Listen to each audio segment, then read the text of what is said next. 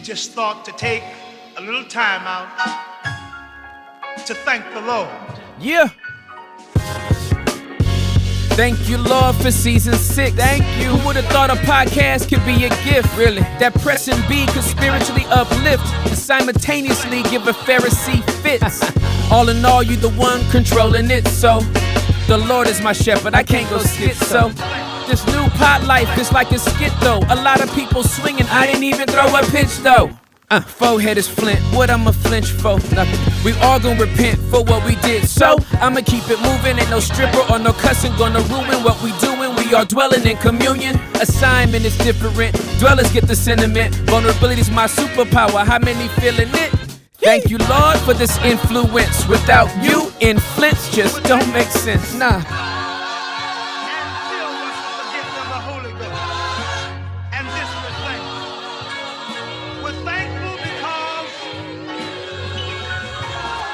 What's up, everybody? Welcome to The Basement. I am your host, Tim Ross. I hope you're all doing well. I love you guys. This is a solo dolo. We out here, no guests. Hi. Just chilling, talking about whatever, getting into whatever with my producers. Juliana's in the building as well. We chilling. We out here. So shout out to Press B. Shout out to the Dwellers. Shout out to the promoters. Shout out to Cash App, to PayPal. I love you guys so much. And thank you guys so much for your support. It just means a lot. We get to do this. We get to continue to create and have a safe environment where people can give us the gift of our vulnerability. That's what we want above all. Anything that we get into, you can agree, disagree, but just know it's a safe place. Even sometimes when we in the chat, on the live chat, you know, we got some people that come in there, they disagree with what we talking about, and they can disagree. The thing is, when they like spam it, you know what I mean? Like if you just gonna spam your disagreement, like you said your piece, like we heard you the first time, You'll get put on timeout. Yeah, By Sammy or 619. I've gotten in the habit of just saying like, hey, dude, clearly you don't like our content. yeah, And you can carry on. yeah, absolutely. And we love you. Yeah. And you can leave. Yeah. It would be like going to like a pep rally for like a high school game at like 12 noon, which is usually when pep rallies are, like around lunchtime. But like somebody from the other school like comes to the pep rally and then boos for the whole pep rally. Yeah. Boo! Boo! And everyone else is confused. Like, what's happening? Why? Do you even go to this school? It's a good Mean Girls reference. No, I don't go to this school. I hate this school, but I just came to say I hate this pep rally and I hate your mascot. Then why are you here? Because I can be. My guy, you're in the wrong place. And we got the best mascot. We got that parrot. We got that Australian hitter. So, Christ King. Christ King. Yeah. Christ King the parrot, fam. Listen, so like that's what it is to me. It's like, I don't mind within the court. Like again, there's a difference between a community and an audience, right? Yes. When we have the people that are in the live chat. That's community. Those people, those are your community dwellers. You know what I mean? They're saying what's up to everybody. They've been praying for each other and all that kind of stuff. And all of a sudden, somebody comes in that's not a part of the community. Now, here's the thing: when you're in a safe community, you don't have to be a part of it to visit it. Or to even like, I made a wrong turn. Right. And I came into a community, right? You know what I mean? Sometimes you make a wrong turn, you hit a gate, right? Because it's a gated community. And the gate's letting you know you can't come in here. Other times you can make a wrong turn, your car can get shut up. That's a different community. We don't even call them communities. We call that the hood. They don't even get the word neighbor in front of it. They drop neighbor because there are none. It's just hood, right? So the like, this is a safe community. Like, you can turn down our street, right? Jump into our live chat and be like, I don't particularly like what you're talking about. I don't like what you said. I don't like your perspective on this. And it's like, okay, cool. Understood. Thank you. It's safe enough for you here, right? I'm not going to fall victim to groupthink and all that kind of stuff. I listen to opposing opinions all day, opposing beliefs. I talk to people. I'm in a relationship with people. So But when they start spamming the same thing, but what about, but what about, but what about, but what about, then they start like going at all the other people and like, all I'm doing is saying a statement. I don't understand why I can't even make my statement. It's like, you made it 52 times though. Well, we won't let you make it 52 times. You made it 5. Yeah. Right? Then you got on timeout and then you got banned. And it's not even a shadow ban. And then you made another YouTube account, and then you came back on, and you it's the came same back statement. on as Thirsty Theology. Thirsty theology. Thirsty Theology 303. Freak theologian. Not freak theologian. Hey Tim, can I just share with the? I do want to say thank you for the way you've led in building the community, Yeah, for because sure. a testimony out of it, like it just became so real to me. Was this Saturday I was helping my dad sell some food that he was cooking, and some girl drove from Fort Worth, right? She didn't even tell me she's a dweller until the end of her eating the meal and spending time with us. And she's like, hey, I just want you to know I'm a dweller. I love Tim. I love you guys. And I made you this little chain, and it had a G and a K on it for God's kids. And she's like, I drove all the way because I just wanted to hang out with you and let you know I'm really grateful for you guys. So like, bro, obviously this is your podcast, right? We get to produce it. It's dope. It's our podcast. I get it. But like Tim Ross is like the face of it. But like, it's crazy that we get to feel that. Yeah, for sure. And we get to do it with you, because I'm like, bro, it's like not even my podcast. Like I work for it. I produce it. Yeah, for sure. And you showed up with a little chain that says God's kids. It's and so sweet. It's insane. But that's community. It's though. a community. Like that's real community. And those are the people that you cater to. Those are the people that you love. Those are the people that you know support you. You know what I mean? That and then and what we never want to do, and I'm speaking for me when I say we, but what I never want to do and what I never want us to do is to be so distracted by anybody else that we stop talking to our community. Right now, once again, one of the things that I've had to slow down to make sure our community understands is that when we wrestle through certain issues, we're not one and done on it. It's not like, hey, this pod, we're going to hit this and we're never going to touch it again. And we're never going to talk about it again. Like, that's just not the way I problem solve. It's not the way that I land and settle on how I think about a thing in a certain season, how I react to a certain thing, how I feel about a thing. It might take 2 or 3 episodes. It might take 5 or 6 episodes, you know, to really, for it to be settled in my heart. And again, that's an Eastern way of thinking. Yeah. It's not the Western philosophy of like, we brought it up, we nailed it, we finalized it, we're out. Like there's too much nuance and there's too much there's too much texture to most things that deal with human beings to be like bang bang, figured you out, on to the next. That's just not how humans work, right? Like, so within ourselves we have incongruencies that we don't like. I don't know why that word didn't want to form in my brain. Maybe those eggs tried to mess me up, but I only had 4 though. What's the deal? So, so that I think that's just a very good thing for us to like keep in mind and to understand is like, we have a community that supports us, that loves us like that, right? And we love giving back to that community. Like these sneakers, these doggone shoe drops. Yeah, dude. I didn't know that many people could comment on an Instagram post. Fam. I did not know that many people could comment. Did you think there was a limit on it? I was a little confused. Zuckerberg been throwing me for a loop. Hey, fam. But it's insane. The community's insane. 8,000 plus on was that the girls one? Oh, the girls one or the men's? Oh, total. Got you. 8,000 on both? That's wild. That is wild. All right, so let me see this first shoe drop. No. Juliana, so the first shoe drop that we put out like 6 days ago, 17,000 people liked it, 11,261 comments. That's some real engagement. You're talking about that one? That one, 7,400. Shisha Meyer. So that's over 20,000. No, that's not. No, that's 18,000. Close to 19,000 people in 2 comments. I guess people really like shoes. You know what? We're not doing a pod on vulnerability anymore. We're doing a This is just a shoe giveaway. We will be doing raffles here in about 45 minutes. Welcome to the Soul Mint. Soulmates. Come to our fall festival. We are giving shoes away. That is so funny. Yeah, we gave these shoes away and people loved them. Like people like for real loved them too. People are in our DMs, like putting in their sizes in too.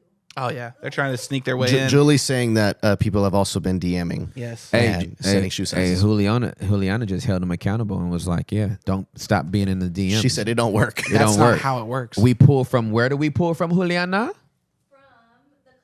From the comment section, not the DM, and not because we found out that one of your friends had foot surgery and it never straightened up, and you're like, they would just love these shoes. No, your story's not going to do it. And Juliana's not accepting your cash apps, your invoices. Yep. It just won't work. She'll keep the money, but it won't budge the boat to help you get the shoes. You know what? Actually, go ahead. Start cash apping Julie right now. We're going to invest it right back into the basement. She'd be sitting there like, yeah, I didn't come through. Yeah, I didn't come through. Send it again. Come through. Send it again. And God's going to move. Oh my goodness, that's so funny. But I love giving these shoes away. I'm gonna tell y'all, I never thought I would love this because here's the thing that's got to be told for everybody to really understand. When we started giving the shoes away, it was a fluke. Those two first shoes, they were both size 9. They're both size 9 for a reason. I made those for me. So when I showed the first pair, Hector, Mr. Never Let a Moment Pass, right? I didn't even know he got the picture real quick. He was like, "Ooh, yeah, right there, poppy, pop, pop, pop. Ooh, He does all his things, crying in the club. All his little sound effects and phrases, right? Throws a soundboard. Next thing, Cuban soundboard. And then so he puts up and then he puts it up and they're like, "Yo, I love those. I'm a size 9. And I'm like, then I just felt it. I'm like, I'm gonna get these away. Yeah. And then the Cali to Texas ones, I was like, maybe nobody gonna want these. Gave them away. And then it just turned into a thing. And then everybody, but that's the origin story. That's why everybody else was like, what about my size? Well, I wasn't thinking about y'all. Yeah. I bought me 2 pair of shoes and then gave them away. So now but I love doing it though. Like I love designing the girl ones with that top, that pop of teal in it, and the guy ones, those gray. So what I'm gonna do is either, twice or 3 times a year, I'm gonna go in there and make some and go buy all the sizes. And then when they actually get here next time, that's when I'll make sure they're all out. That way we can get them all out once a week or however we do it. But well, we can pat ourselves on the back. We have a pretty good system going. Thank you so much. Yeah, we do. Like we're consistent with the posting. Yeah. We follow through. Oh, absolutely. Because most of the time when people do giveaways, there is a massive we're trying to hook them for something. 9 to 12 weeks before you actually get it. Yeah. No, we don't do that. We follow through. I overnight these things to people. Like I don't do no crappy, it'll be there in 7 to 11 business days ground. Nah, fam. Once you box these up, get it over to them. Yeah. Right? Like you won. You should have the shoes now. Right? So and I pay for that. Like I don't care. Like, you know what I mean? I know it's more. One of the ladies was like, to get this to, I think one of our people were in Kentucky or something. I don't know. Maybe Florida. I'm making up states. Let me stop. They were in another state. And Huli was like trying to remember. Really? So I just know I put in a state, and she was like, it's going to bring the whole total up to this amount. I was like, did you think I was going to change my mind? Yeah. Get the shoes out. Well, one's going to go FedEx and the other one's going to get them out of here, I said. Spirit Airlines. These people won. Get them out of here. I would never put anybody on Spirit. No. I would never put anybody on Spirit. If you wind up a guest on this show, back row, and if you wind up a guest on this show and you're on Spirit Airlines, you're not going to wind up on our show. You're going to wind up in the woods. Oh no. No, I'm dead serious, because it wasn't us. Yeah. Like you're gonna be dead. Like if a person named Funis reaches out Not to Funis. Fake Eunice. We're or Juby. Yeah, if you get a DM from Jubiana, it's not quite us. If you wind up on the facement with Glim Ross, I'm telling you right now, it ain't us. There's someone out there named Glenn Ross for real though. No, I said Glim. Oh, Glim. If your first name's Glim, don't tell us. yeah. If your first name's Glim, Don't do raise your not- hand. don't comment. You Sneak better out the not. back. 'Cause Unsubscribe. I'm gonna cook you well done. I'm so sorry. I know I'm supposed to love you and probably speak life over you, but I'm gonna cook you before That I glam speak hitter. life over. So we're not putting them on Spirit on the back row by the bathrooms. We're not doing that. No. I need to cancel some invoices. No, I'm just kidding. All the guests fly first class. Every guest has flown first class. Every single one of them since we started. May I say My something? own dime. Before this was making money. Yeah, that's true. I want to put that out there. Bro. Before this was making, I need everybody to know I was blessed before this podcast started. I had a Tesla before this podcast started. I was in this house before this podcast started. Right? So the majority of this money goes back into this podcast because I was already blessed before I got out here. I just need everybody to know that. Like, you know, some people be like, come on, everybody, support. And then go to Patreon and support some more. And then here's a sweater, right? We want y'all to have merch because, again, it's part of a community.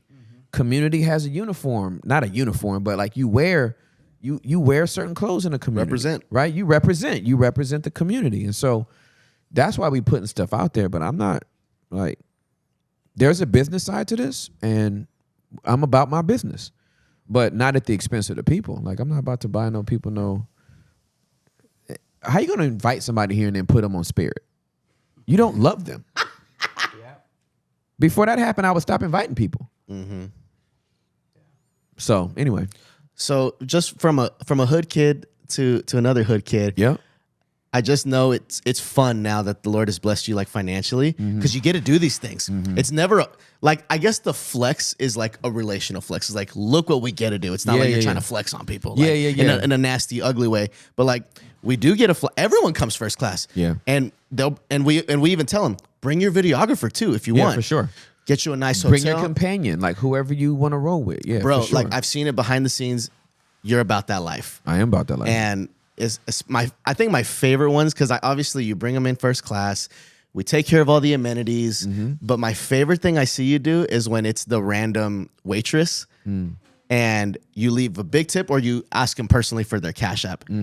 Because most of the time they're having the longest day, especially if like they're in the airport, the longest day of their life. That's right. Everyone's in a bad mood. That's right. And when you get to do that for them, we don't even know the depth of what that means. Yeah, for sure. And in that moment, you make them feel seen and heard and valued. Yeah, for sure. And it's dope, bro. Also, Julie says she has the Monday winners for the shoes. I don't know if you wanted to shout that out. Oh, let's shout them out. Jessica Johnson. Jessica Johnson? Hold on. Story is nuts, y'all. She was a lesbian and literally met Jesus and converted. What? But yeah, her story is insane. That's I awesome. I didn't choose her because of that. The Lord led her. And then the second one is Hyra Cruz. So Leslie? Sorry, Jessica Johnson. I'm sorry, Jessica. Oh, she was a lesbian. Sorry. Well, Julie doesn't have a mic, so no one got any context to that. I'm sorry.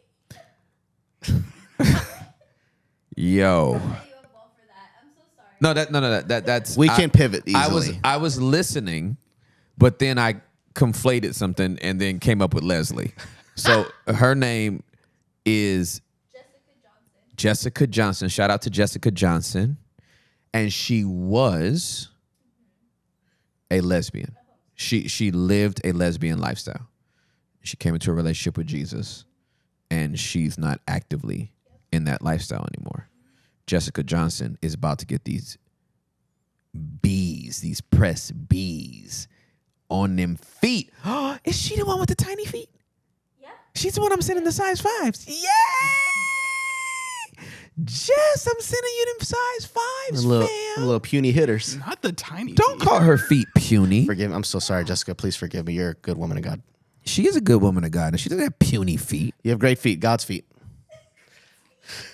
She doesn't have God's feet either. You have human feet that are created by Christ. Hey, bro, when the hole's that deep, just stop lay down digging. in it. Just lay down in it. Just lay down die. in the hole, Just fam. die. Just because everything you're saying now is not even theologically correct. We lost today. Who made your feet? Christ did. No, he didn't. Sorry. He might have died for him, but he didn't make them. I'm telling you now. All right, so Jess, I'm so happy. You getting them size 5s. They coming to you. I cannot wait to put them out there. That's going to be so dope. And then who's our second? Hyro Cruz. Hyro. That's a dope name. Oh, Jairo Cruz. His name is Braulio. Raudio? Braulio. Braulio. Braulio. Sí, interesante. That's an interesting name. ¿Cómo se dice interesting name? Interesante. Nombre. Yeah. Nombre interesante? Sí, nombre interesante. Okay, Jairo, salute, homie. Braulio, salute, homie. Getting them size 10s. That's what he's getting, huh? See, I got the memory, you know what I'm saying? The memory's right there, though. So as soon as we finish this right here, though, Come on, Callie. we gonna put it out. So does this mean that this episode is coming out Thursday? Yep, Yep. absolutely. That's what I'm capping. It's too dated now. Yep. It's coming out. Very dated episode. And Absolutely. Hector dated again. You didn't date it. Juliana dated it. But it needed to be dated because we wanted to. It's more fun this way. Oh, yo. But. Okay. Yes, sir. Okay. After this one, I'm going straight to the mailbox though, because by the time I want them to have it, by the time This pot comes out. Yee! You're wearing them right now. And then please do us the favor, Jess and Jairo, if you would just put them on, take a picture. We the community want to celebrate with you. Like you got the shoes, we want to see you sporting them. Like I love it. Like the dude we gave the first kicks to, Josh. I love that you remember the name. So Josh got his. He took a picture with him on. He looked dope. Them joints look dope on feet. Ooh. And then the Bree, come on, Juliana, you a pastor now. You Shepherd. pastoring everybody. A full-blown shepherd. She got roll call on it. She got Bree a- got the other ones. She got a staff. Like she was talking to the homies early in the day or something.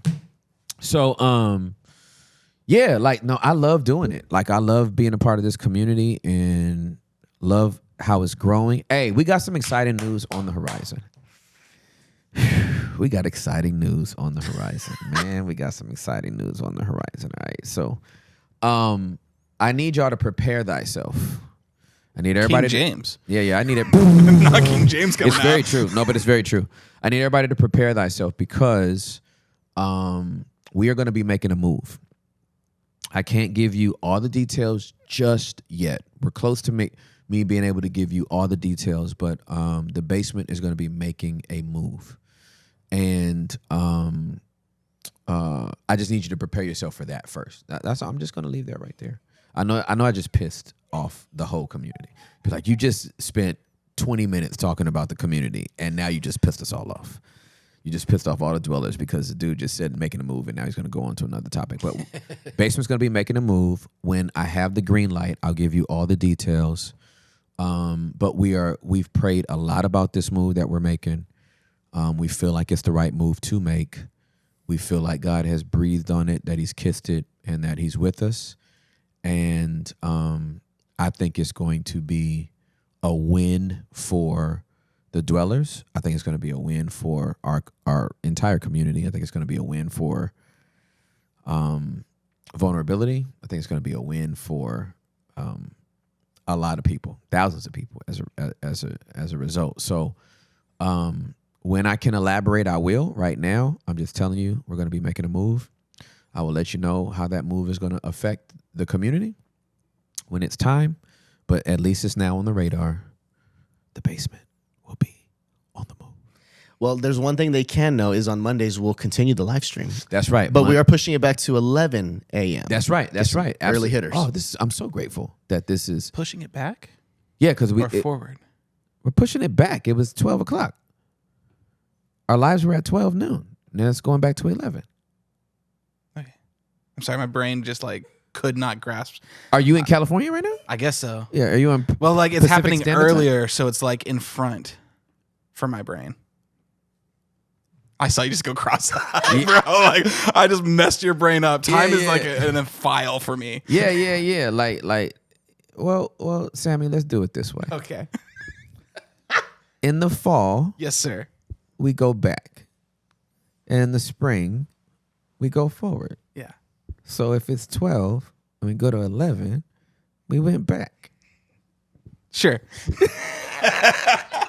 Moving on. Sam's like, I don't care about your explanation. I like it better my way.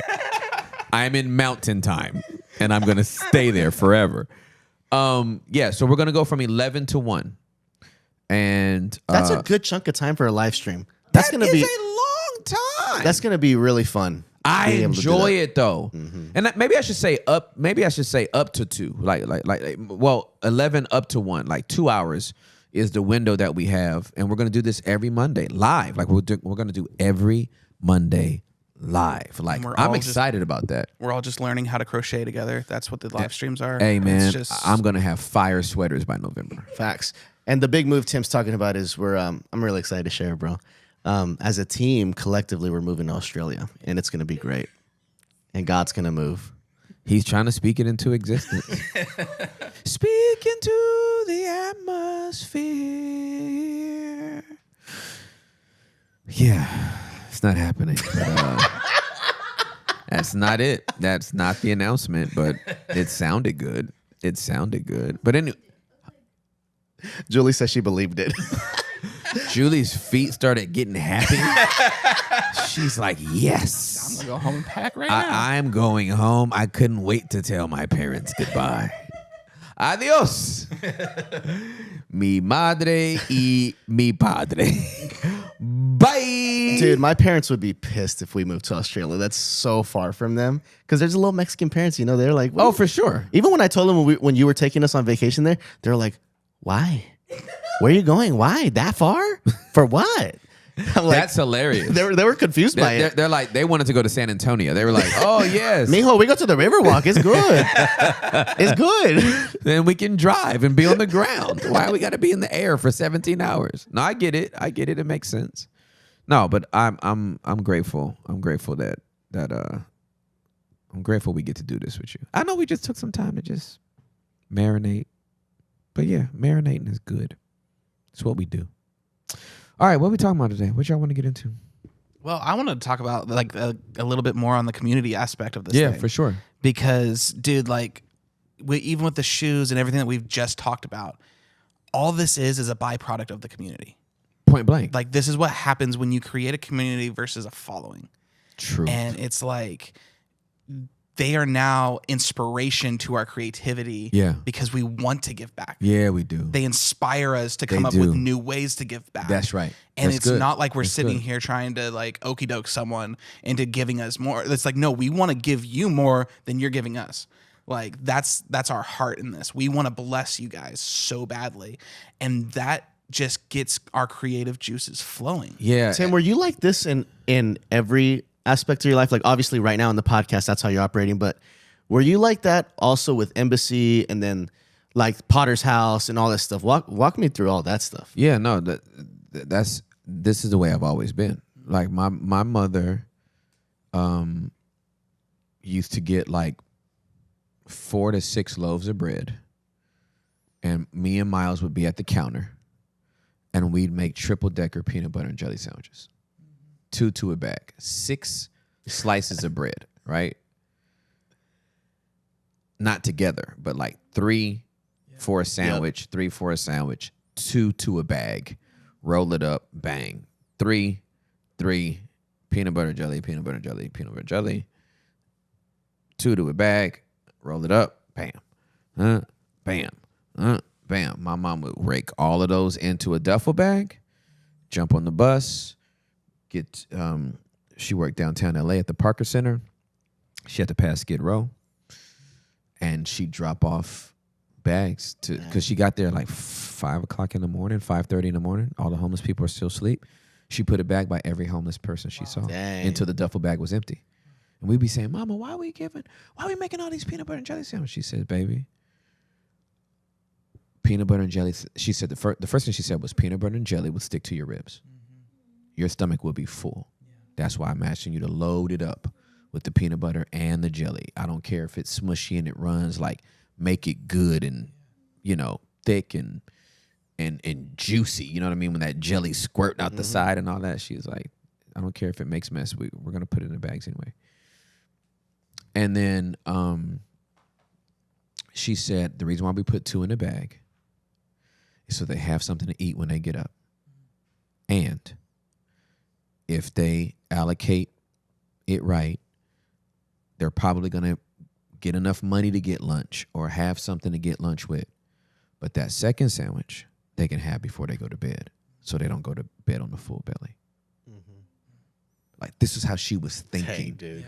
about giving. Like, we talking about two hardworking parents that got us out of the hood twice. They got us out of the hood twice. Okay? They got us out of the hood twice, because the first time they got us out the hood, we were there for years, and then by that time the hood had kept creeping out to the suburbs, so it got as gangster as the hood, and then they moved us like 66 miles away and was like, I bet you won't catch us again. You know what I mean? So, but I've seen give, and then let me go prior to that. Thank you, Holy Spirit, because I now have this vivid memory of my Aunt Carrie giving us government peanut butter and government cheese and like huge can of peanut butter and the block of government cheese and like all this stuff that she was just giving us. Everybody was sharing. Everybody was giving on their level. Yep. Giving has never been and will never be about money. Yes, dude. And how much, right? There's a whole big deal being made right now about Oprah and The Rock asking for donations in Maui. Like, everybody's reaction to that is, why don't you two and 10 other billionaires just donate $1 billion each and be done with it? Why are you asking somebody that's, you know what I mean, trying to scrape together enough rent because it went up again in a gentrified community to give to Maui? You drop. Well, Oprah gave 10 million. Well, she ain't hurting. I'm not saying give till it hurts. Yeah. But this is like, I've watched all these reaction videos come in, and it was just off-putting to watch a billionaire and a multimillionaire ask a thousandaire or 100aire to give, right? So every dollar counts, absolutely. But if you got more, give more. Yeah, that's just the bottom line. Bottom right? line. And 10 million is relative when you have $1 billion. Now, I'm not saying this is not coming from me. This is coming from the reactions that I saw. So I don't know the. It's one thing to have on the surface, maybe it does seem a little disingenuous, but I don't know enough details to be able to say there's something surreptitious going on. I don't know any of that. But go look up surreptitious though. That's a great word. It is a great word. That's what happens when I have to watch my mouth. I'm just kidding. So get creative. No, all those words float around in there. I love those words. So anyway, I just think that I got taught that at an early age. Yeah. So every stage of my life, this is where I've been, and so I remember being at Black Eyed Peas with my best friend Corey, and at the end of the meal, both of our meals, because this is like in 1998 or something. I think the meal came to maybe $21. And I said, "What you gonna tip her?" He said, $20. It's a $21 bill. And I said, "What you gonna tip her?" He said, $20. I said, "I'll match your 20." And that was that girl's second day at the job. Dang. And she opened that billfold, and that's back then, 1998, you was dealing with cash mostly, right? She opened that billfold and saw those two 20s, lost it, started crying. Because we paid the $21 and we gave her $40 as a tip. Right. So she just cried. Yeah, and I just, man, that might as well have been heroin in my veins. Yeah. It's like my pupils dilated. I was like, I want to do this forever. like, you know what I'm saying? Yes. For me, it was like, I want to be, some people pray for a blessing. Yep. I pray to be the blesser. Yes. And not y'all getting cheat code now. I literally pray to be the blessing. Yeah. God, make me someone's blessing. Yeah. Well, you ask that question. He has to be able to trust you with a blessing so that you could be his blesser. Because God ain't dropping a bag of money. He's dropping people. Yes. Mm-hmm. Who have the money, who have the resources. So I want to be in the position where I'm like, oh, you trying to pay off a house? Say less. Let me see if I can do it or know somebody that does, or maybe the 2 or 3 of us can do it. Need a car? Okay, let's just go get you a car. I want to be that person. I'm not saying I can do that now. That's my mindset though. Right. But on my level, I'll wear you out on my level. I will. Because ain't nobody getting my mortgage money. Ain't nobody getting my... So when I tell you I got money to give, I keep me some money to give because I want to be a blessing. Point blank, period. Could you... I did. This is where I was thinking about this yesterday about the generosity aspect. I don't know where it is, like theologically or biblically, but what I've seen in my life is when I've given, I don't do it because I want to get something out of God and get my own blessing, but naturally... things just go better for me in my life. There's the Bible. Amen. I'll share this one story real quick. There's the 7-Eleven right by my apartment. The gas attendant lady, I love her, and she's really sweet. And one day I just felt the Lord tell me, give her $30. Mm-hmm. Like I bought like a candy bar or something. Mm-hmm. Want an Almond Joy or something. Be unhealthy for the Lord. Mm-hmm. And then I said, okay, I'll give her $30. Dude, this sweet lady just starts crying, and she's like, I need this so bad. I just lost my son, and I feel like alone. She wasn't even talking about like I'm hurting for money. She's just like, she just felt loved, seen, and heard in that moment. Yeah. And I would have never known that if I didn't listen to the prompting of the Holy Spirit. So, and in my life now that I see with my family and finances and everything, it's like I feel like I've lived a generous life, and God has generously given. Yeah, for sure. To me. Yeah, absolutely. So let's get Bible for it. So this is 1 Corinthians chapter number 9, starting at the 6th verse. Remember this, a farmer who plants only a few seeds will get a small crop, but the one who plants generously will get a generous crop. You must each decide in your heart how much to give. And don't give reluctantly or in response to pressure, for God loves a person who gives cheerfully. And God will generously provide all you need. Then you will always have everything you need and plenty left over to share with others. As the scriptures say, they share freely and give generously to the poor. Their good deeds will be remembered forever. For God is the one who provides seed for the farmer and then bread to eat. In the same way, he will provide and increase your resources and then produce a great harvest of generosity in you. Yes, you will be enriched in every way so that you can always be generous. And when we take your gifts to those who need them, they will thank God. This is the thing I love about giving. When I give, they don't thank me. Mm-hmm. They thank God, right? So 2 things will resort from this ministry of giving. The needs of the believers in Jerusalem. Obviously, there was a specific gift that Paul was talking about taking up for Jerusalem, but it applies to every aspect of our life. The Bible does say money answereth all things. Everybody only focuses on the love of money is the root of all evil. Remember, 2 things can be true. Another place in the Bible says money answereth all things. Oh, my God. So,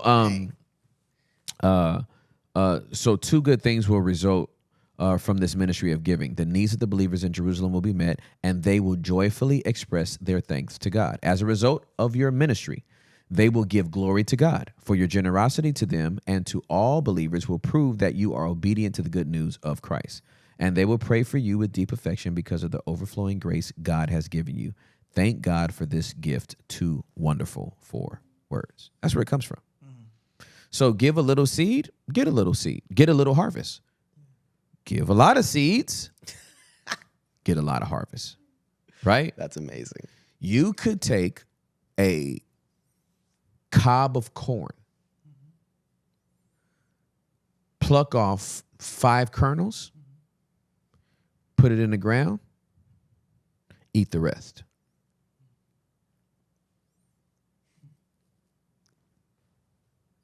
Your belly will be full, and you'll get potentially 5 new stalks of corn to grow for you. Mm-hmm. Or you can say, this whole cob is going in the ground. Every kernel I'll eat on the next harvest. I'm sowing this whole. I don't even need it. Yep. Wow. Or you could say, you know what? I'm going to take half of it, put it in a skillet with some oil, make some popcorn with it, and the whole other half, I'm going to sow so I'm only keeping half, and I'm sowing half.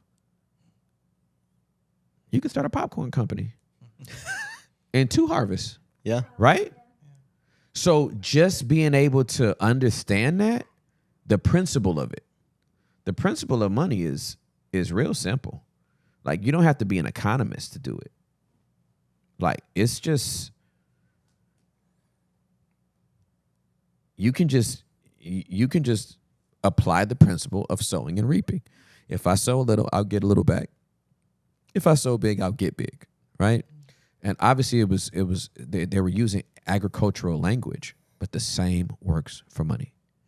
Billionaires establish foundations so they can give money. Why? So they can keep getting it. I'm going to let it marinate. Because I know some of y'all actually don't think that the tithe is for now. Like, you will argue vehemently. Boom. I wanted to make sure y'all had this verse. A feast is made for laughter. This is King James Version, Ecclesiastes 10:19. A feast is made for laughter, and wine maketh merry, but money answereth all things. I wanted you to have the address for it, because some of y'all don't think, everything's in the Bible. It don't say that in the Bible. That must be some kind of paraphrase. Psych.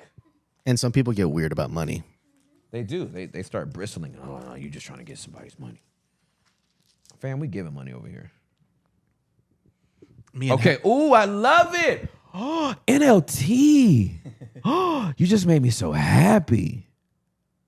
Oh, and it fits culture right now. I got everything memorized in King James, so I don't really know that I've paid attention to this verse in the NLT. This is what Ecclesiastes 10:19 says in the NLT. A party gives laughter. Wine gives happiness, and money gives everything. Dang, dude. It's giving everything. Yep.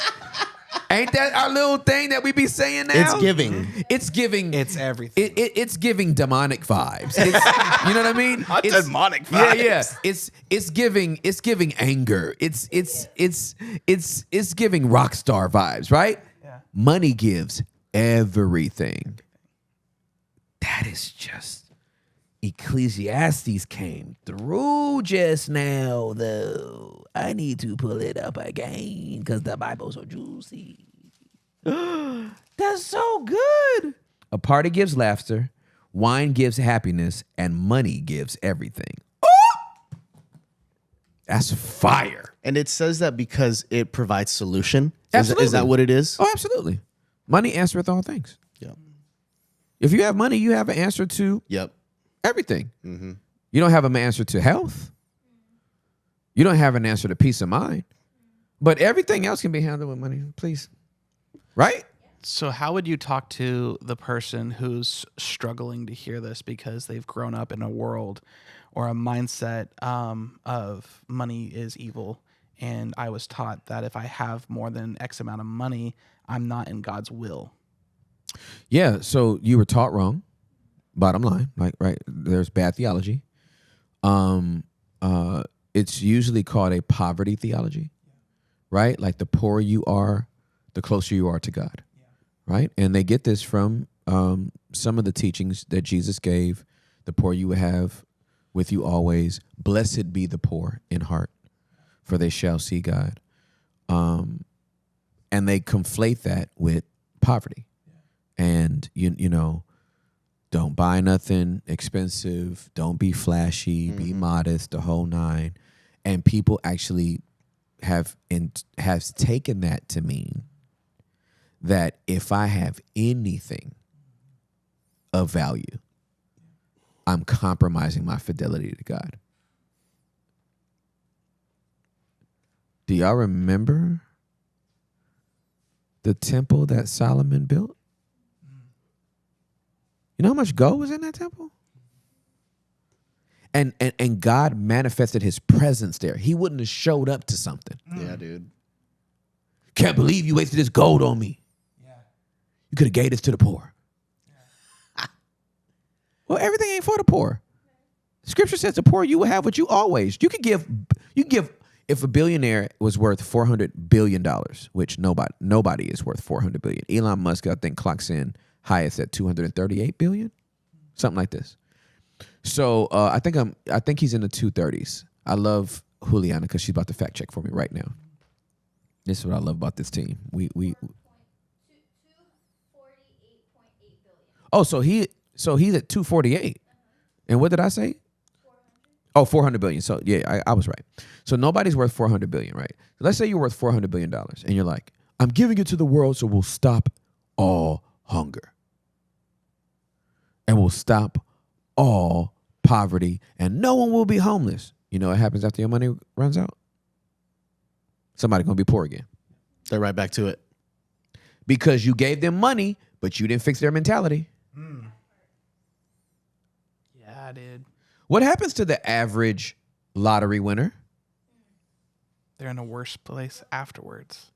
within 5 years? Yeah. We're talking about multiplied millions of dollars, fam. And within 5 years, 5 to 7 years, they're back to being broke. Why? Because that money didn't fix that mind. So if your mind is right, you can make $37,000 a year and be an extravagant giver Yep. and feel all types of rich. Yeah. Because you'll live within your means, you'll have a budget, you'll be giving at least 10% to the kingdom, and you're still going to have something left over because you know that whatever state you're in, you know to be content, Yep. right? If you go from 37,000 to 370,000, guess what?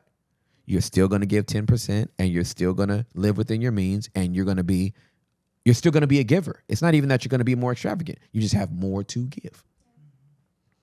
So whether I was giving away peanut butter and jelly sandwiches or now I can make a waitress cry because I can pay her rent or I can pay his rent.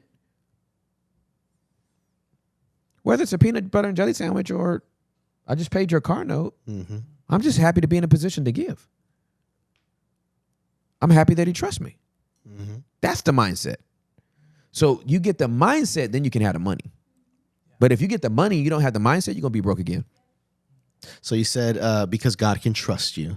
So God trusts a good steward. Always. Now, could you walk me through the bad steward? I've seen sometimes in my life with certain people where they're bad stewards of their money and they spend it on non-essentials and they're the least giving people. So could you kind of walk me through like how do some people get stuck in the bad stewardship mindset and it leads them further from living a generous lifestyle? Yeah, so the stingy people feel like they have to keep everything they get because there's nothing more coming. Okay? So a stingy heart, you can be a multimillionaire with a stingy heart. And though you have a lot, you still feel empty because you haven't given anything. So you got it all, but you're a hermit. You're a hoarder. People can hoard money like they hoard possessions. I ain't giving you nothing. I remember, I'll never forget, I had to take a cab. This is before Uber. So I had to take a cab somewhere. I forgot where I went. But whenever we got to where we got, I gave the dude a $50 tip. It was a white man. I said it on purpose, right? I usually I would just say a guy, but it's germane to the story. Like you got to know the context of it, right? So it's a white dude. I give him the $50. He is shocked. That dude is shocked. And do you know what that man told me? That man said to me, he said, this is the first time I've ever experienced a black person that tipped. Now, before you feel like this man is, a jerk, he was simply letting me know his experience. Does he have a stereotype about black people? Absolutely he does. What is his stereotype? What is his belief? His belief is all black people are stingy. So he couldn't even say thank you and keep his comment to himself. This nigga. Because you can be a nigga and not be black. You just can't be white and say nigga. I just want to let you know how the rules apply. I just need to make sure everybody knows. You can be a nigga and not be black, but you can't be white and call somebody a nigga. Don't do it. It's not in your best interest. Tim, you're so original. I've never heard that phrase ever. It's the gospel truth. It's the gospel truth. Don't do it. I'm just telling you, don't do it. I don't even care if you sing the songs. Like, skip it. Like, don't do it, because you might slip up around the wrong black person, and then you're going to get an education that you didn't know you needed. So, but he was so taken aback, he had to tell me. And he's talking to the right black man on that day, right? Because I get to educate him. It's just everything's a teachable moment, right? Sometimes I'm the student, sometimes I get to be the teacher. That's just life. In life, you will sometimes be the student, you will sometimes be the teacher. And so I'm just sitting there with him, and he's like, yeah, I've never had a black person tip me before. You all usually don't tip. I'm like, interesting, you all? Or just the ones that's been in your cab? Because if you're making this, if what you think is true, give me my 50 back.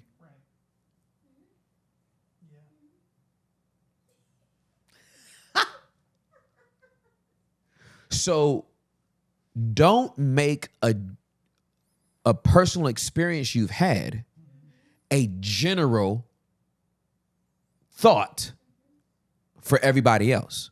Because if that were true, you wouldn't have $50 in your hand given to you by a black man. Yeah. And if you want to hold that thought, let me hold my 50. Because I don't want to ruin your perception. If you want to stay there. Right. If you want to stay there, give me my 50 back.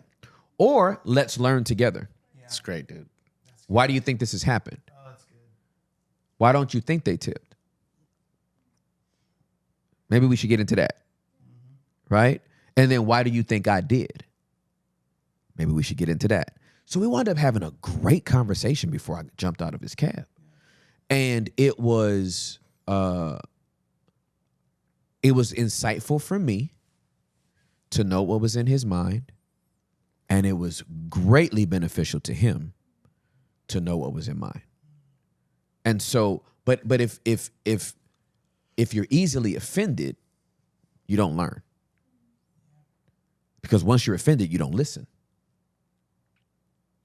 And so just teaching people how to navigate tension and navigate other people's thoughts and opinions and their considerations, and just being curious about them, as opposed to just being like, what did you say? Oh, so you don't think black people tip? Right? Like I'm trying to upset people's world one day at a time. Like everybody thinks upset the world means piss people off. Upset by definition means to turn upside down. When I gave my life to Jesus, my life was literally turned upside down with the message, love, and hope of Jesus Christ. I have spent the last 27 and a half years of my life trying to upset other people's world. I've been upset. Now I'm trying to upset others. That's what Upset the Gram is about. That's what Upset the Talk is about. That's what Upset the Book is about. So my brain is always looking for what stereotype can I bust right now?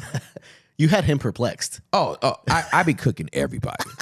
I cook black people, white people, Hispanic people, Asian people. Like I'm here to bust your stereotype. Whatever you think about me, whatever this hair makes you think about me, whatever my talk makes you think about me. That's why we had to navigate all that talking stuff, right? Because where I've landed so far, again, I've spiraled down, and I'm not talking about cussing. I'm just talking about the way I talk, right? Where I've landed on the talking is if y'all, and when I say y'all, right, if evangelical Christians were readily embraced the Duck Dynasty people with their country selves, then you're going to have to get this hood talk. Like y'all wasn't. We want you to speak at our church, but can you kind of? There was this country there. That's their. You know what I'm saying? This is their cadence. This is their talk. This is where they're from. Some of them dudes came to preach at your church with their camo on.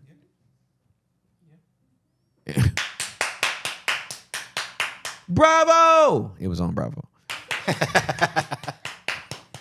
Right? They were just as happy, joy about that. But then I'm going to come with what I wear and the way I talk, and it's like, can you, maybe you can, I ain't going to say nigga in nobody's pulpit or something like that. You know what I mean? But come on now. Let me talk the way I talk. You let them talk the way they talk. Let me talk. They ain't code switching when they come over here. They just as country. So I ain't code switching either. Mm-hmm. So, like, yeah, but you can bust a bunch of people's stereotype if you're not easily offended. Question: or scenario, let's say I'm between the age of 25 and 35. Mm-hmm. I'm a single woman. Mm-hmm. I make between 25 grand and 40 grand a year. Mm-hmm. I struggle to keep my money because I spend a little too much. Mm-hmm. What should I be doing? Why they had to be a girl though? It could be a girl or a boy. No matter. Yeah. Because I see everything in pictures. Yeah, either or. I was after you finish painting that, I was like, why is she the only one in trouble? I was just thinking about like the main audience we have is right now it's dominantly female, so I just picked a girl. Oh yeah. I know it switches like by month. Mm-hmm. Sometimes the dudes be showing up in certain months, and then the other times the girls be like, hell no. Why'd I do that? I'm old. I'm so old. God, I'm old. It was cute. It was cute. That was really 48 of me. That was in living color 48 of me. That was 3 snaps in a circle. But you got great skin. You got great skin. So everything's okay. This is the skin you get when your ancestors survive a boat ride. Praise God. I will never get tired of saying that. I'm glad I thought of it. And if you hear it from anybody else, they bid it from me. So anyway, what I would say for somebody making, ask the question again. What? Let's say you're a human being. Yeah. Let's say you're alive. Anything you want. If you breathe and you got feet.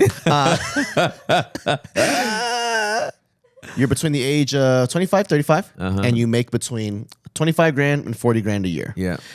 I spend a little too much and I struggle to save. What should I be doing with my finances? This is going to be so simple. And I can't wait till we get Anthony O'Neill on here, because then he'll wreck your life. And until you can get Anthony O'Neill, until we can get Anthony O'Neill here, go to the Neatness Network and consume all the content that they have. But if you're spending too much and you're not saving, you just need to reverse it. Now, this is a mind set change. This is how it changed for me. Like, this is how it changes for anybody. Your mind around money has to change. Everything you get, you don't eat. Yeah, that's good. You don't eat your seed. You sow your seed. So you have to get on a budget. Point blank period. You got to know how much money comes in. You got to know how much money is going out. Now, if you're not a super detail oriented person that can line item everything, this is how much I spend on gas. This is how much I spend on food. This is how much I spend on electricity. This is how much my mortgage is. This is how much my water is. This is how much my trash bill is. If that's separated, sometimes we live in a municipality. Denton has a municipality. I am saying that right. A municipality. Denton has a municipality. And my hood cadence is making me run over some of them letters. Denton has a municipality, and as a result, our water, our electric, and our trash is all in the same bill, right? So I have to look at that bill and see how much did we use in water this month, and then obviously in these summer months, your AC is just going to be working all day, right? So if you can't itemize on that level, then do the high numbers, right? I make 44, I bring in $4,400 a month, or I bring in $5,600 a month, or I bring in $7,200 a month, whatever you bring in. And then just go through your budget and say, well, if I make $7,200 a month and my bills and all of my responsibilities, my car note, my insurance, all the things is $8,100 a month, you are in the red. Mm-hmm.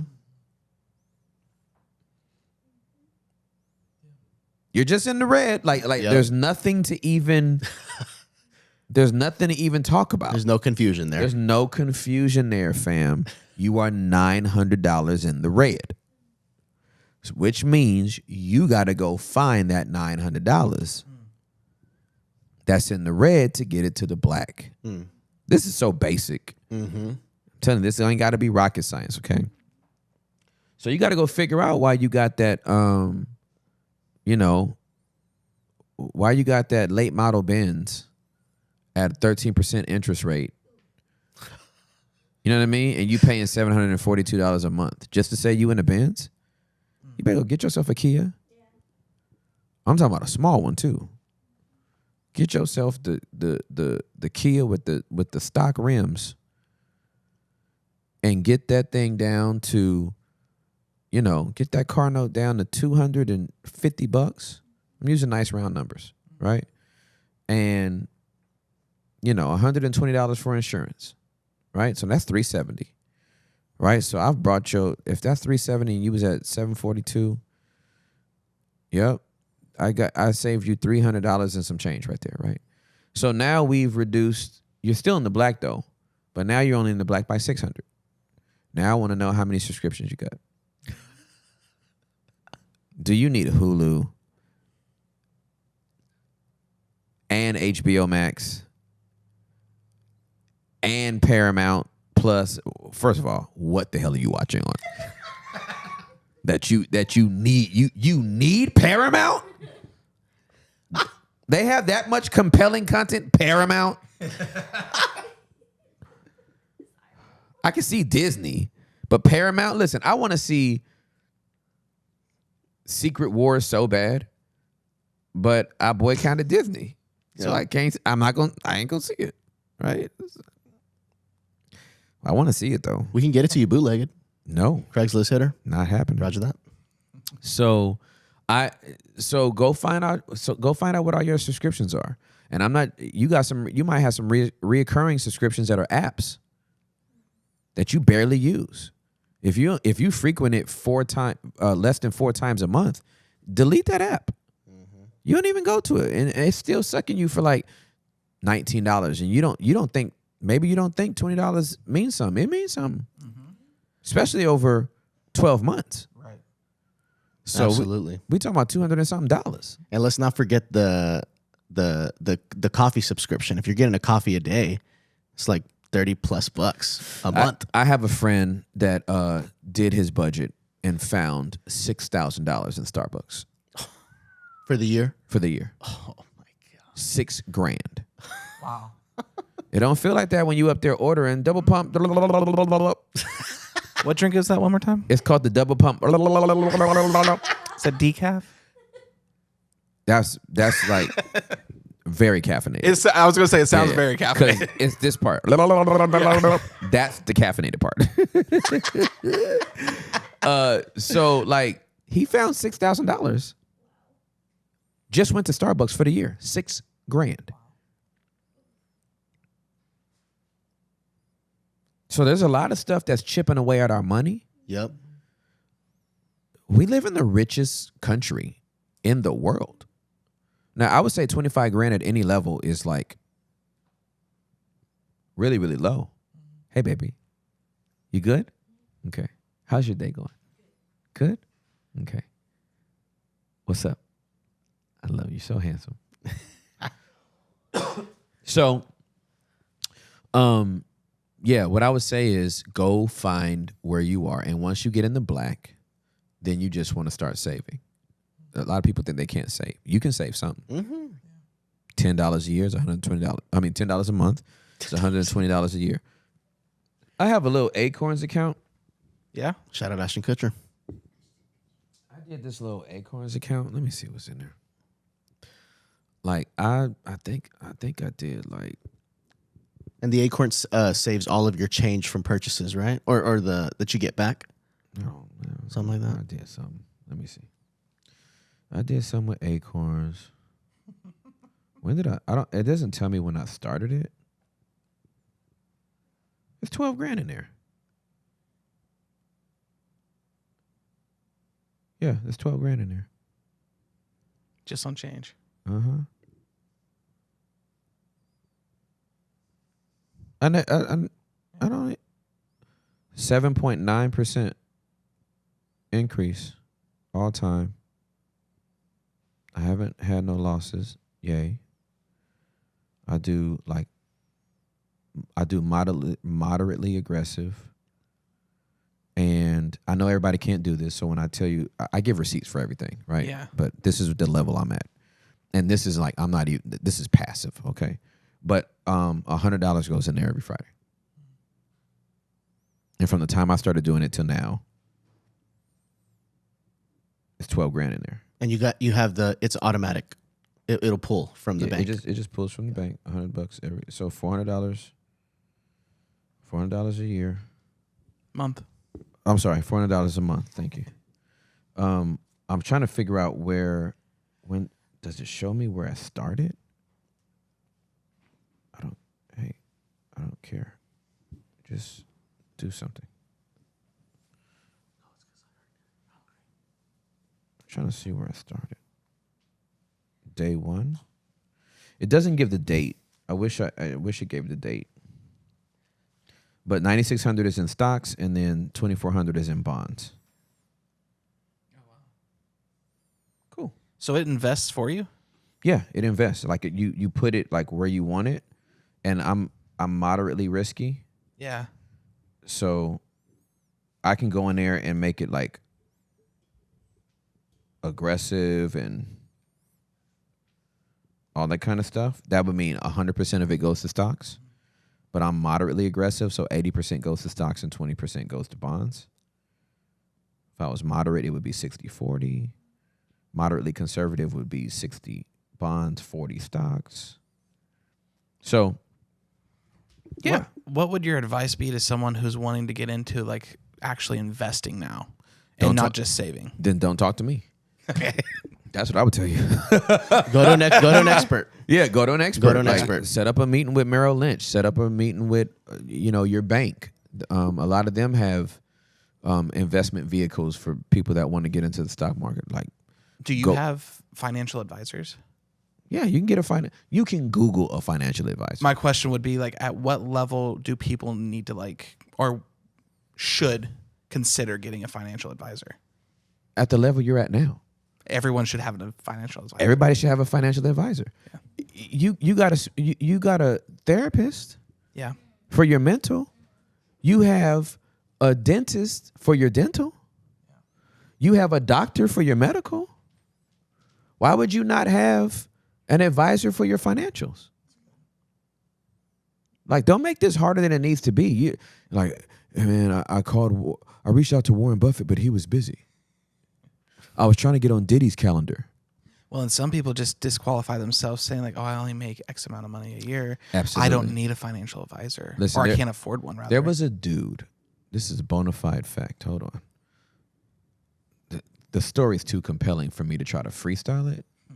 Let me see. This dude, let's see.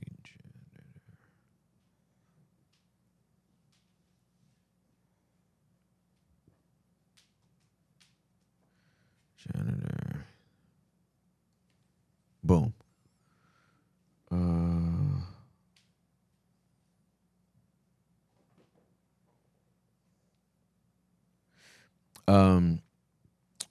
As reported by Yahoo Finance, Ronald Redd was a retired janitor and gas station attendant based in Vermont before his passing in 2015.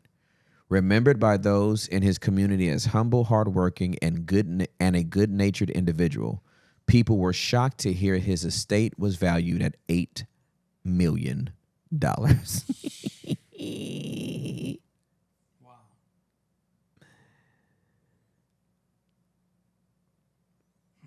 Reed had little to no similarities to a stereotypical millionaire. He didn't drive around flashy cars or live in a luxurious mansion. Instead, his story to financial success came from remarkable discipline and willpower, which those around him specified further in retrospect. For Reed, it went beyond just keeping a budget. He was fully committed to the frugality lifestyle. Examples included his dedication to driving secondhand cars, chopping his own firewood at the age of 90, and even patching his old coats together with safety pins instead of purchasing a new one. One of his friends speculated Reed was capable of saving 80% of his income any given week. Wow. Wise investments. The Wall Street Journal did an analysis of Reed's portfolio after he passed, and they discovered several multi-decade investments that provided remarkable gain over the years. Stocks including P&G, Colgate-Palmolive, and Wells Fargo. For Reed, the strategy of pinpointing companies that were deemed overlooked or undervalued, but keeping faith regardless, showed remarkable volume benefits over the long term. While far less controllable compared to the aforementioned categories, Reed was able to gain much of the fortune he left behind in the latter years of his life, both through the commitment to investments and by working far longer than the average retiree. The combination of living a long life while also not reaching into the temptation of cashing out earlier on investments played a large role in the volume Reed amassed. So, like this thing, I'm not a big stocks guy, but Acorns makes sense to me because I'm a simple dude. Yeah. Acorns just made sense to me, so I was like, okay, I'm gonna do it. There's 12 grand in there right now. I don't need that 12 grand. It don't even exist to me. It worked for you. Well, you're chilling, and it's working for me. It pulls it from. It's working for me. Yeah, it's working for me. I'm gonna always have $400 extra. Yep. In my account. If it's 5 weeks in a month, I'll have $500 extra that goes over there. It comes out. I don't think about it. I don't have to do anything. So I'm 47. I'm 48. I just turned 48. Who knows where that thing will be by the time I'm 60 or something. Yep. But I ain't touching it. Mm-hmm. It has nothing to do with what I'm doing in my life right now. Nothing. Yep. Nothing. It doesn't even exist. It's just going. Dude. 12 grand in there. I think I started that account last year.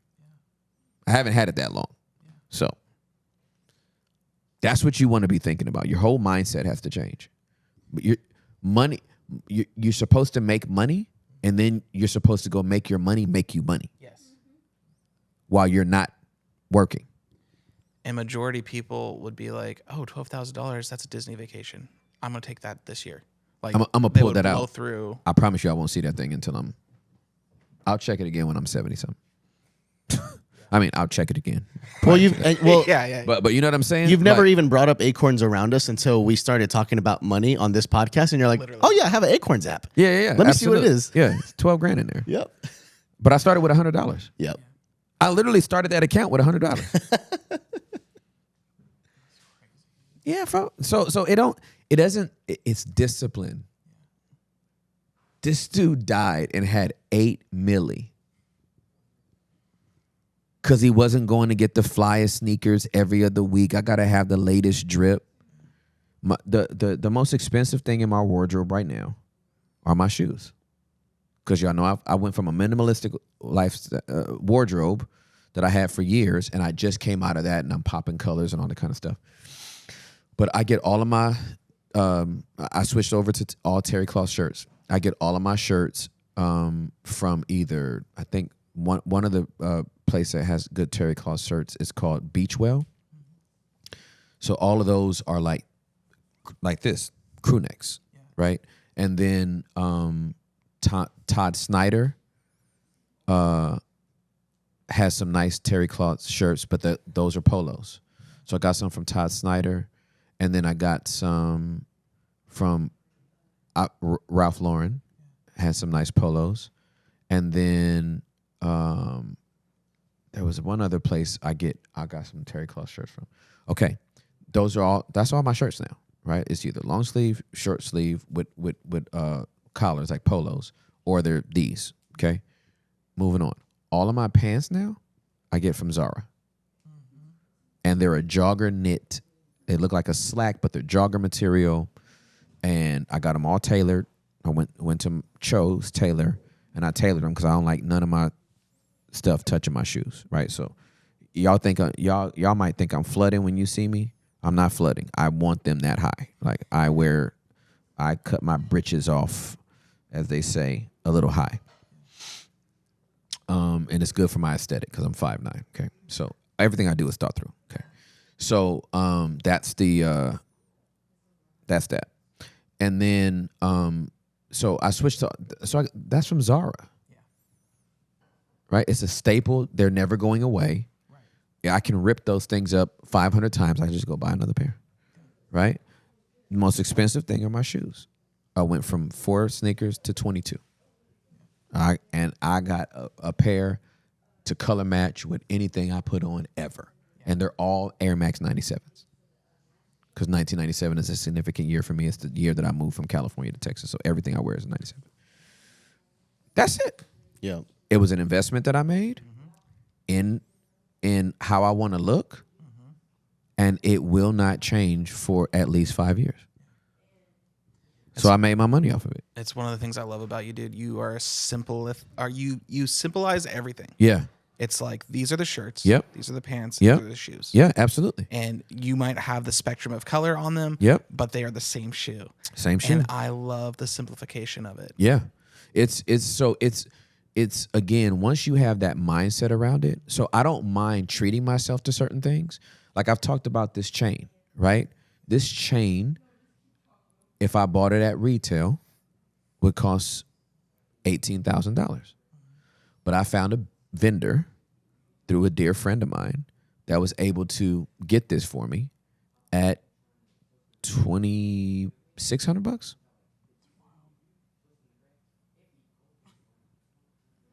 I love this chain. It has black diamonds in it. It's real nice. It's real nice and elegant, right? Because I'm not a bling blingy person. I don't want to attract attention. You know what I mean? But I want to.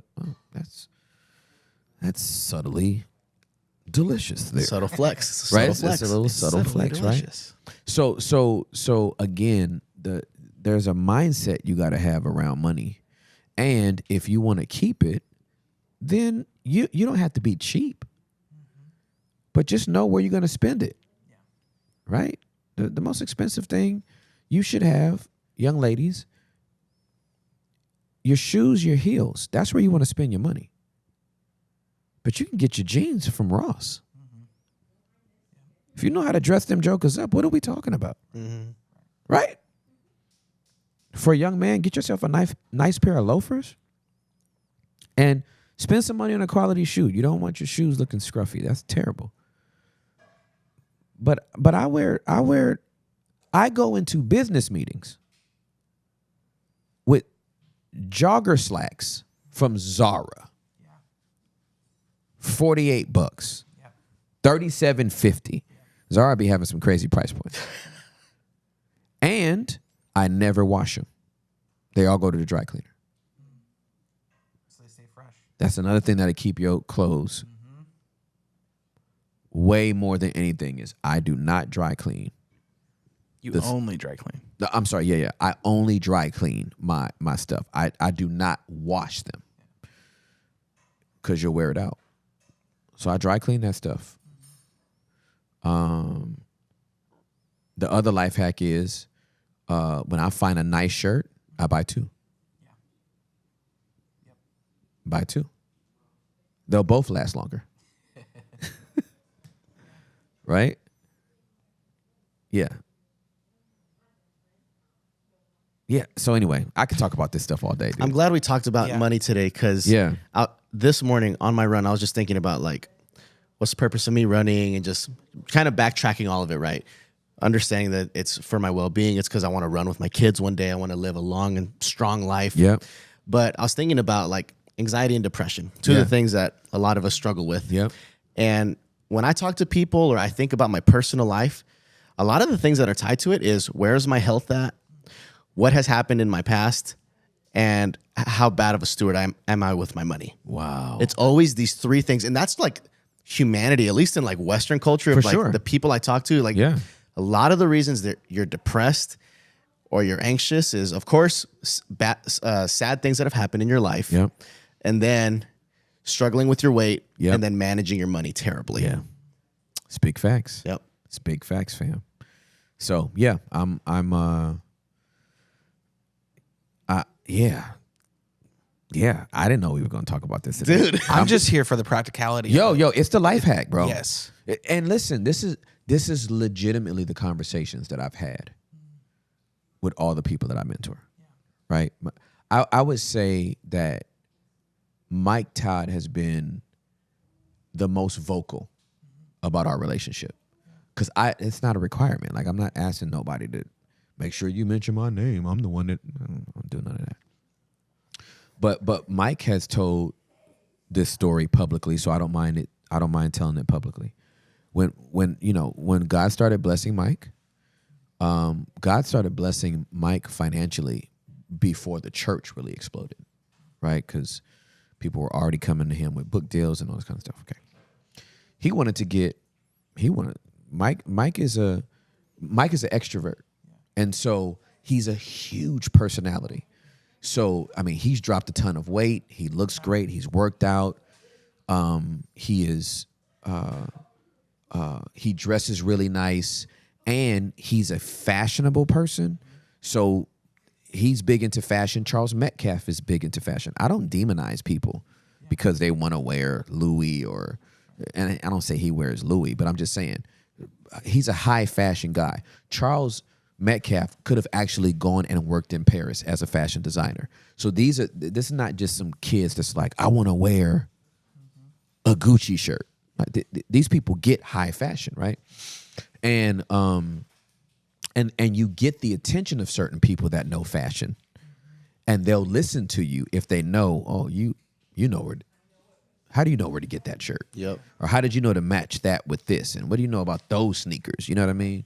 So I'm like, so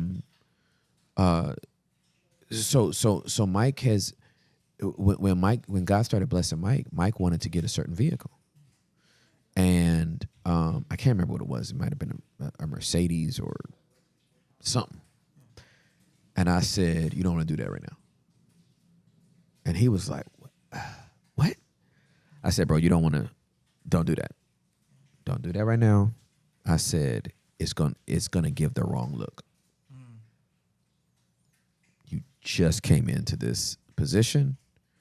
I know God's blessed you, but this church has gone through a transition. They've been under your leadership less than 36 months. And if you roll up in here you're gonna send the wrong message. To Mike's credit, Mike said, okay. He was like, I said, bro, I would get like, depending on what you like, a Chevy Malibu. I started naming all these cars. His face was just Disgusted. He was dying. He was like, oh God, what? That dude wound up getting a black Chevy Malibu. I think it was beige interior. That thing looks so nice. He kept it so clean because everything Mike do, right? He got it. Everything got to be clean. But he rolled up in that Malibu, and now homie can drive whatever he want, right? But he submitted to that in that season because he didn't want the wrong optics. But he took the advice. Like, this is what I do, fam. This is what I do. Yeah. So, and what I don't do, I just point you in a direction. That's why when you ask a question, what should I be thinking about investment? Don't ask me that. But I can tell you probably need some. You should at least go try it. Some people go, hey, stocks is not for me. I'd rather get into real estate. Okay, go get a secondary home and use it as an income property. That's passive income right there, right? You can be your own landlord. You can be your own tenant.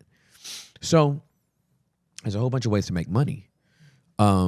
Well, even with that Mike story, dude, that's a level of stewardship people don't think about. That's absolutely correct. Because it wasn't just stewarding money. He had the money. He could easily, it probably wouldn't have hurt him. Yeah, you got to steward your But optics. you're stewarding your optics, bro. You're stewarding your optics. A lot of people work. A lot of my friends were very concerned based on some of the conversations I have on the pod and the language I use on the pod. They were worried about my optics, and what I was letting them know is, I have been given orders from Jesus Cristo that my optics aren't for the church. Now, because I've been in the church for so long, they're going to look at me a certain way and be like, I don't know if Tim should be doing that, or I'm upset Tim should be doing that. But my optics are not for the church, and I only speak in churches that understand my assignment. That's good. So anybody that rescinds their invitation, I'm not taking it. Oh, you ain't about that life. You ain't really my friend. That ain't got nothing to do with it. It's that means I'm not assigned to your people, right? I'm going for highways, byways, bushes, and shrubs, right? Highways, byways, bushes, and shrubs. We are reaching people in the sex industry. We're reaching atheists. We're reaching agnostics. We're reaching football players and basketball players and baseball players and actors and actresses and musicians and all this type of stuff. We ain't got time for. Yep. Are you okay with the last pod before I come to your church? And we ain't got to do that. We ain't got to do that. I love the body of Christ, and I love the world. I love the world. Do you know why I love the world? For God so loved the world. That doesn't make me worldly, but I do love the world. I love the whole world. I don't love a lot of things in the world. I don't love the actions of the world. I do love the world. Love the world. So, yeah, that's it. This was a great podcast. This feels good. What's up, handsome? You doing all right? You need me? Oh, okay, cool. Yeah, it feels like a good place to stop. Yeah, good. I love you guys. Monday at 11 a.m. Mondays 11 to at least 2. Well, maximum 2, because we got other stuff to do. But 11 to 1, we about to do. Oh my gosh, we about to go ham. We about to go ham. It's gonna be such a beautiful thing. Such a beautiful thing. So, okay, peeps. I hope y'all have a great day, and until Monday.